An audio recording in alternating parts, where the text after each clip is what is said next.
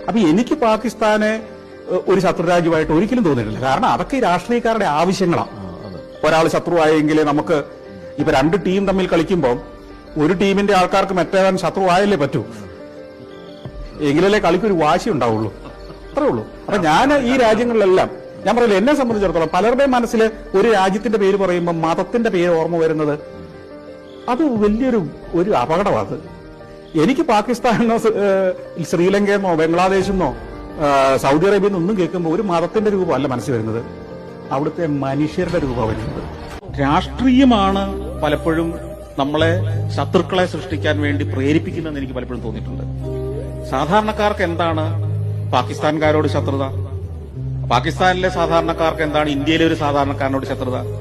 ഇന്ത്യയിൽ ടൂറിസ്റ്റായിട്ട് ചെന്ന ഒരാളെ വെടിവെച്ച് കൊല്ലണമെന്ന് ഏത് പാകിസ്ഥാനിലെ സാധാരണക്കാരനാണ് ആഗ്രഹം? അവിടെ ഇരുന്ന് ഇതിന്റെ പേരിൽ വേദനിക്കുന്ന എത്രയോ സാധാരണക്കാരായ